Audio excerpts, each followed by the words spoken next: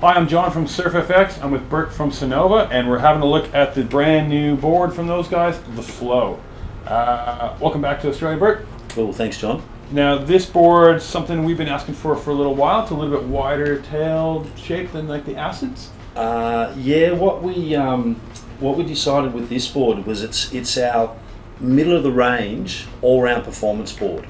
So a lot of the boards that we've come out with to date have been a little bit more condition specific, and so we wanted to have a board that was a little bit more user-friendly performance, but also would perform best in the all-round conditions. So this one's going to take a little bit of everything. So I'll give you a quick rundown on what we've done. We've got a very even, clean, I'd call it a neutral rocker. Like, it's not overly rocketed for bowly waves, and it's not flatter for soft open waves, so it's kind of middle of the range waves. We've done a light single concave all the way through, and so what that does is it'll give you a little bit more bite on the initial approach to a turn, and just helps to get it up onto the rail a little easier. In combination with that, it has a very clean outline curve. Like, there's no straight spots or extra curvy spots in the outline. So it's the sort of board where you can stand in the middle of the board, and when you first go to do a turn, it picks up straight away, you know, as opposed to, say, something like the Speed, which requires a step back to feel like you can turn it. So this board turns from the middle and also turns off the tail really well. Then if we just flip it over and sorry, I did forget, we've put the 5-fin option in this one. Yeah. So it's basically thruster or quad or 5. So a little bit more versatility there on the fin setup. And then if we flip it over, one thing that a lot of crew were asking for was a nice flat deck, so it was a comfortable ride to paddle.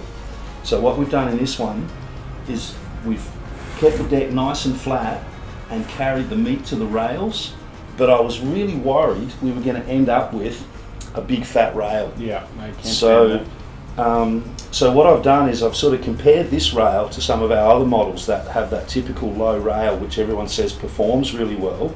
So I wanted to keep that. So in general, we've taken a little bit of volume out of this board.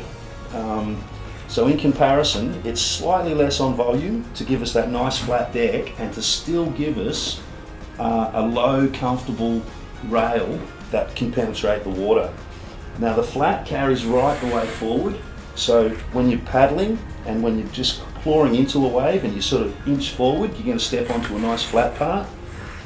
Then as you come back into the tail, it really starts to roll off and the tail gets super thin. And so when you want to bury the tail rail, Yep. It'll sink nice and easy. You don't have excess volume to try and bury that rail. And of course it's going to slice through the water really nicely.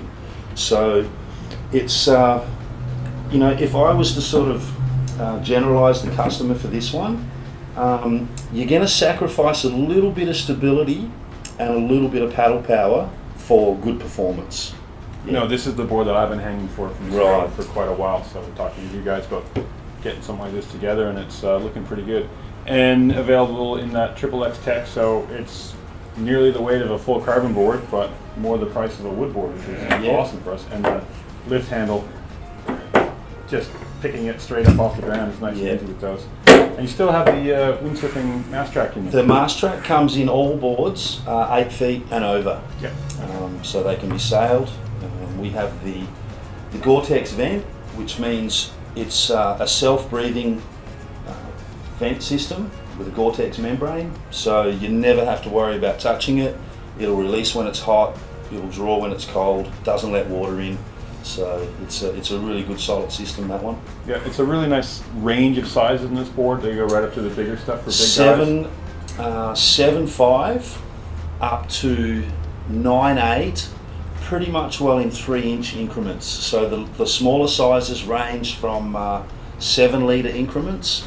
As we get closer up to the larger end, they're sort of in 10-litre increments, and I think there's about 15 litres between the top two. So all the way from 7.5 through to 9.8.